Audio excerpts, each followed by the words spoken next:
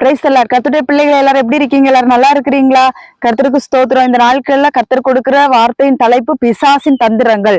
பிசாசு எந்தெந்த வழிகளெல்லாம் மனிதனுக்குள் புகுகிறான், எந்தெந்த வழிகளில் மனிதர்களை பாவம் செய்ய வைக்கிறான் என்பதுதான் இந்த நாட்கள்ல வார்த்தை. இதுல நிறைய பரிசுத்தவான்கள் சாத்தானால் சோதிக்கப்பட்டிருக்கிறாங்க, சிலவங்க சாத்தானால் ஜெயம் பெற்றிருக்கிறாங்க. இப்படிப்பட்ட காரியங்கள் இந்த நாட்கள் நம்ம பார்க்க போகிறோம்.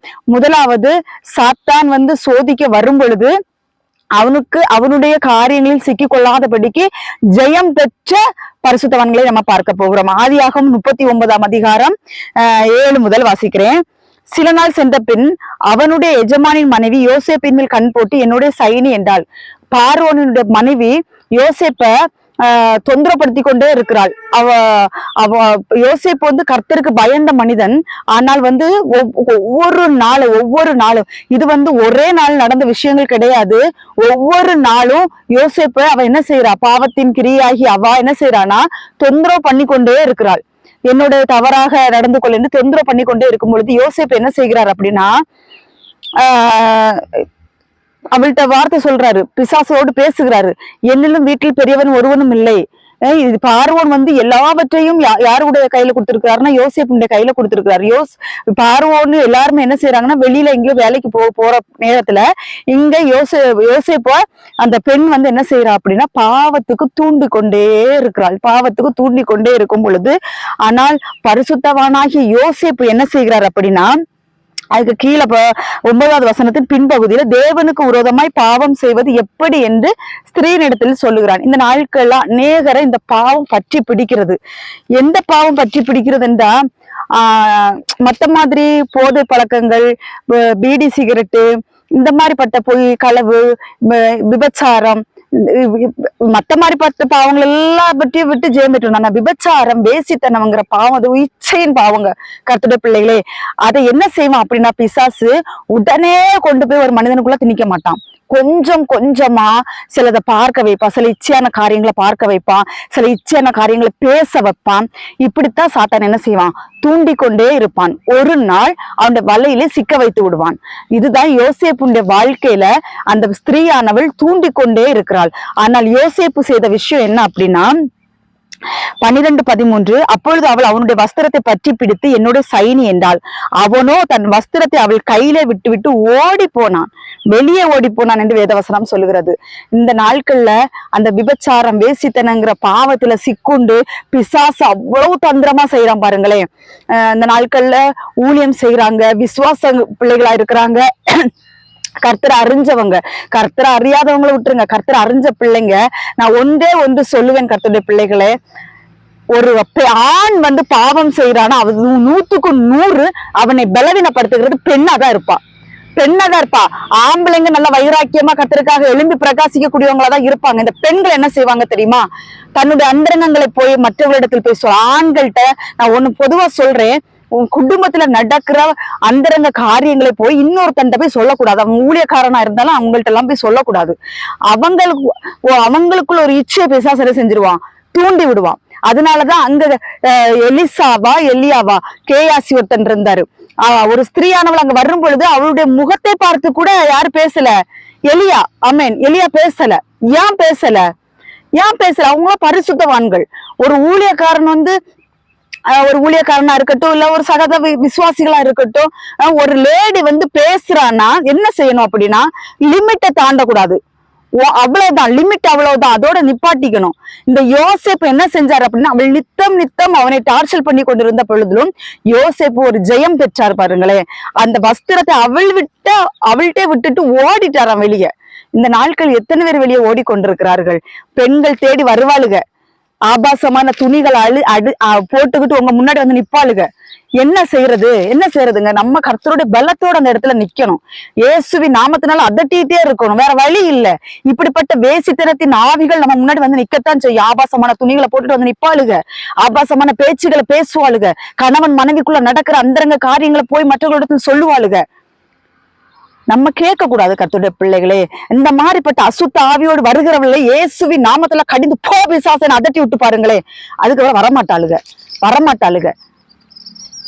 கர்த்தரை விட ஊழியக்காரர்களை மேன்மைப்படுத்தி இப்படிப்பட்ட காரியங்களை செய்கிற பொல்லாத அசுத்தாய் பிடித்த பெண்கள் ஆண்கள் அனைவரும் இருக்கிறார்கள் கர்த்தருடைய பிள்ளைங்க. அதே மாதிரிதான் பெண்கள் இப்படி இருக்காளுங்க அப்படி இருக்காளுங்கன்னு சொல்லி ஊழியக்காரங்கள்ட்ட போய் சொல்றது. ஊழியக்காரங்க என்ன செய்வாங்க, சில ஊழியக்காரங்க இதுதான் சந்தர்ப்பம் அப்படின்னு சொல்லிட்டு அந்த பெண்கள்கிட்ட போய் தவறான பேச்சுகளை பேசி தன் வலைக்குள் இழுக்க பார்ப்பார்கள் ஊழியக்காரர்கள். ஆனால் கர்த்தருக்காக உண்மையாக இருக்கக்கூடிய மனிதர்கள் தான் அவர்கள்.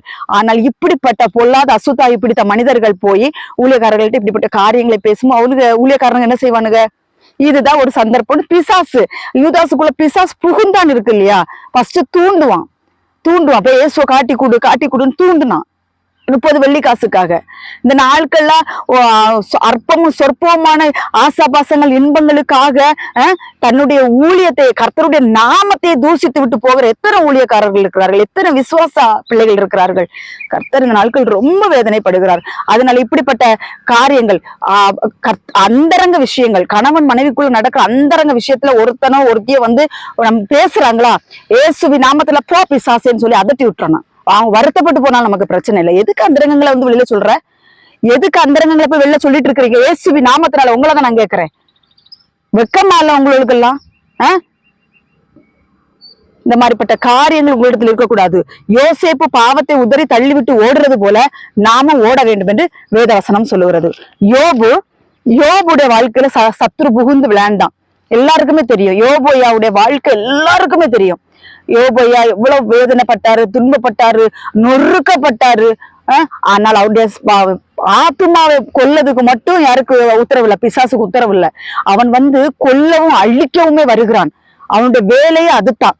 யார எந்த பாவத்துக்குள்ள விழத்தள்ளி அவங்கள வஞ்சிக்கலாங்கிறதா அவனுடைய வேலை. ஆனா அதுல இருந்து நம்ம ஜெயம் பெறணும்னா கர்த்தர் ஆசைப்படுறாரு. அதுல யோபு 1ஆம் அதிகாரம் 6வது வசனத்துல, ஒரு நாள் தேவபுத்திரர் கர்த்தருடைய சன்னதியில் நின்ற போது சாத்தானும் அவர்கள் நடுவிலே நின்றான். தேவபுத்திரருடைய சன்னதியில் போய் நிக்கிறான் பிசாசு.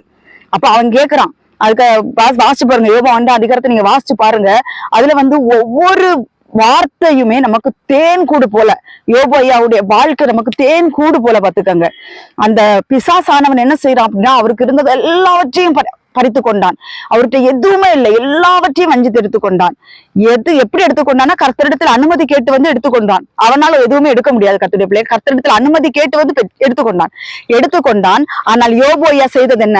யோபு ஐயா கர்த்தருடைய நாமத்தை தூசிக்கல, கர்த்தருடைய நாமத்துக்காக வைராக்கியமா நின்றார் என்று வேதவசனம் சொல்லுகிறது. இந்த நாட்கள்ல எத்தனை பேர் சாத்தானுக்கு இடம் கொடுக்காதபடிக்கு கர்த்தருடைய வார்த்தையை முன்னிறுத்தி இவ்வளவு வைராக்கியமாய் வாழ்கிறவர்கள் எத்தனை பேரு சாத்தானுடைய தந்திரனை வீழ்ந்து பிசாசின் கிரியைகள் அகப்பட்டு எத்தனை பேர் சிக்குண்டு சீர்குலைந்து போய் கொண்டிருக்கிறீர்கள். கர்த்தர் சொல்லுகிறார், யோபுடைய வாழ்க்கை, யோசேப்புடைய வாழ்க்கை எல்லாம் அவ்வளவு ஒரு வைராக்கியமான வாழ்க்கையாக இருந்தது. கர்த்தருடைய பிள்ளைகளை அவர்களுக்கு தெரியும் இது சாத்தானின் தந்திரம். ஏனென்றால் அவர்கள் கர்த்தருக்காக வைராக்கியம் என்கின்ற பிள்ளைகள். அவர்களுக்கு தெரியும் இது சாத்தான் தான் கொண்டு வருகிறான். அவர்களுக்கு தெரிந்ததுனால வெற்றி சிறந்தார்கள். சரி, இவர்கள் வெற்றி சிறந்தார்கள். இவர்கள் தோல்வி அனுபவித்தவர்களும் நிறைய பேர் இருக்கிறார்கள். நம்மளுடைய கர்த்தராகிய இயேசு கிறிஸ்து ஜெயம் பெற்றார். அவர் 40 நாள் உபவாசம் இருந்துகிட்டு வர்றாரு. வரும் பொழுது மத்தேயு எழுதின சுவிசேஷம் 3ஆம் அதிகாரத்தில் எழுதப்பட்டிருக்கிறது. அவர் உபவாசம் இருந்து வருகிற பொழுது அங்கே சாத்தான் வருகிறான்.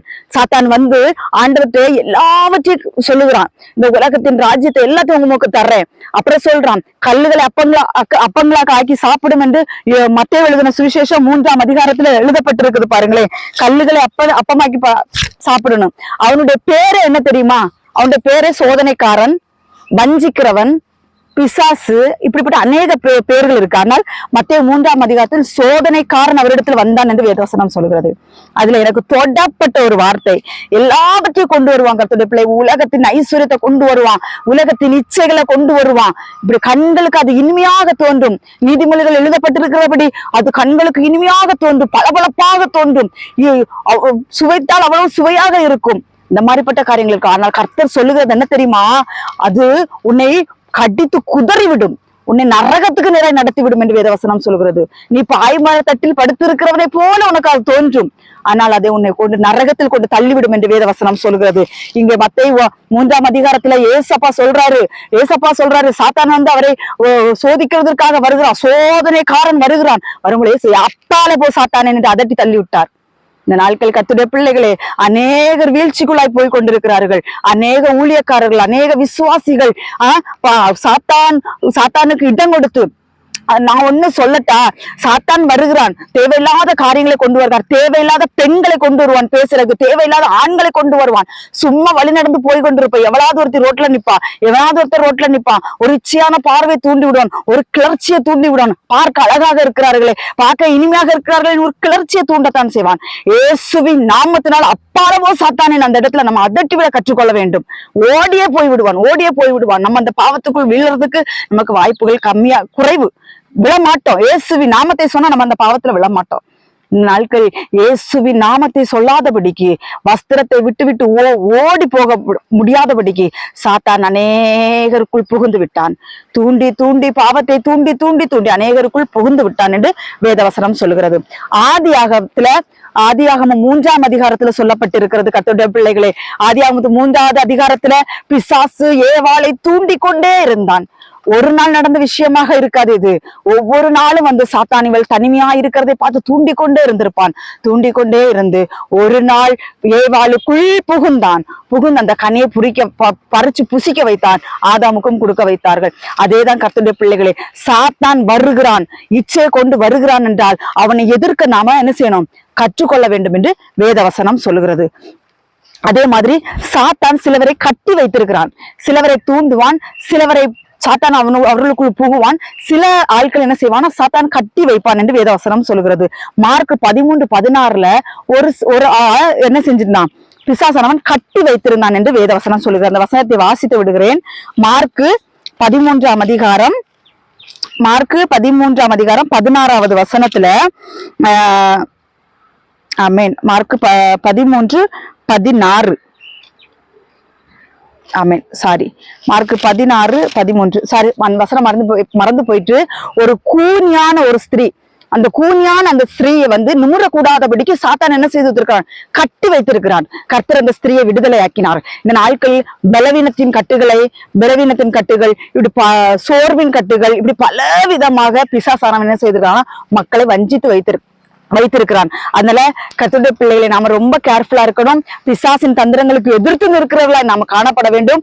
பிசாசின் தந்திரங்கள் நமக்கு தெரியாதவர்கள் அல்லவே என்று கர்த்தர் நம்மளிடத்தில் பேசுகிறார். நமக்கு வேதவசனங்கள் எழுதி கொடுத்திருக்கிறார். அதனால அவருடைய தந்திரங்கள், சூழ்ச்சிகள் எல்லாமே நமக்கு தெரியும். ஒரு மனிதன் நல்லா இருந்தா அவனுக்கு பிடிக்காது. கர்த்தருக்குள்ள வேத வாசித்து, ஜெபித்து, உபவாசித்து, கர்த்தரோட ஐக்கியமா இருந்து அவன் கொந்தளிச்சுக்கிட்டு வருவான். அன்னைக்குதான் நல்ல வேத வாசிக்கணும், அன்னைக்குதான் நல்லா ஜெபிக்கணும், அன்னைக்குதான் கர்த்தரோடு உறவாடணுங்கிற ஒரு நினைப்போடு நம்ம இருப்போம். அந்த நேரத்துல வந்து பொல்லாத அசுத்த தீக்கணைகளை கொண்டு போடுவான், அசுத்த எண்ணங்களை கொண்டு போடுவான், மாம்ச இச்சைகளை கொண்டு போடுவான். அப்பொழுது நம்ம உஷாராகி கொண்டு, இது சாத்தானின் தந்திரம், அதை முறியெடுத்து நாம் ஜெபிக்க வேண்டும், அதை முறியெடுத்து ஆவிக்குரிய ஜீவிதத்தில் வளர வேண்டும் என்று நம்மளை ஒப்பு கொடுக்க வேண்டும். அதனால கர்த்தருடைய பிள்ளைகளே, இந்த நாட்களில் கர்த்தர் சொல்லுகிற வார்த்தை, சாத்தானுக்கு எதிர்த்து நில்லுங்கள். இன்னும் சாத்தானுடைய கிரியைகளை பத்தி நம்ம தியானிக்கணும்னு அநேக வசனங்கள் நம்ம தியானிச்சுட்டு போலாம். நமக்கு எதுக்காக ஆண்டவர் எழுதி தந்திருக்காருன்னா, இதுக்கு எல்லாவற்றுக்கும் நாம் ஜெயம் பெற்று வாழ வேண்டும். யூதாசுக்குள் சாத்தான் புகுந்தான் என்று வேதவசனம் சொல்லுகிறது. நமக்குள் சாத்தான் தூண்டுறதுக்கு கூட நம்ம இடம் வச்சு கொடுக்க கூடாது. தூண்டுறதுக்கு வர்றான் அப்படின்னா இயேசுவின் நாமத்தை சொல்லி கடிந்து கொண்டு அவனை விரட்ட வேண்டும் என்று சிந்தனையில் தேவையில்லாத கற்பனைகளை கொண்டு வருவான். சிந்தனையில் மாமிச இச்சையான எண்ணங்களை கொண்டு வருவான். அடுத்தவர்களை கெடுக்க வேண்டும் என்கிற சிந்தனை கொண்டு வருவான். அடுத்தவர்களை அடிக்க வேண்டும் என்கிற சிந்தனை கொண்டு வருவான். பொய்ங்கிற சிந்தனை கொண்டு வருவான். இதற்கெல்லாம் நம்ம எதிர்த்து நிற்க வேண்டும். எதிர்த்து நின்று அவனோடு நம்ம போராடி ஜெயம் பெற்று யுத்தத்திலே வல்லவர்களாய் நாம் நிற்க வேண்டும் என்று கர்த்தராகிய இயேசு கிறிஸ்து சொல்லுகிறார். ரொம்ப கேர்ஃபுல்லா இருந்து இந்த காரியங்கள் எல்லாம் நீங்க நிதானிச்சு அறிந்து முழுவதுமாய் பைபிளை படிங்க. கர்த்தர் மற்ற காரியங்களை குறித்து உங்களோடு இடைபெடுவார். கர்த்தர் தாம் இந்த வார்த்தையில ஆசீர்வதிப்பாராக. ஆமேன். ஒரு சிறிய ஜெபம். பரலோகத்தில் இருக்கிற எங்கள் அன்பின் நேசரே, உம்மை துதிக்கிறப்பா. பிசாசின் தந்திரங்களை குறித்து இந்த நாட்கள் எங்களோடு பேசி இருக்கிறீரேசப்பா.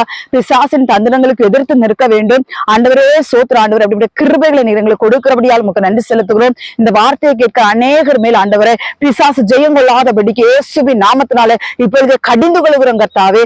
ஆண்டவரே ஸ்தோத்திரம். எந்தெந்த பிள்ளைகள் எந்தெந்த பாவத்திலிருந்து விடுபட முடியாதபடி சாத்தானுடைய வலைக்குள் விழுந்து கிடக்கிறார்களோ எல்லா பிள்ளைகளும் ஜெயம் பெற்ற வாழ்க்கையை வாழ்ந்து கர்த்தரை மகிமைப்படுத்தக்கூடியவர்களா இப்பொழுதே மாறுவார்களாக. ஆண்டவரே கர்த்தர் அப்படிப்பட்ட கிரியை செய்ய போகிறதால் உமக்கு நன்றி செலுத்துகிறோம். துதிகான மகிமையில் அப்பாவுக்கே செலுத்துகிறோம். இயேசு கிறிஸ்து மூலம் ஜெபிக்கிறோம் ஜீவனுள்ள நல்ல பிதாவே. ஆமேன். ஆமேன். கர்த்தர் தாம் உங்கள் அனைவரையும் ஆசீர்வதிப்பாராக. ஆமேன். ஸ்தோத்திரம்.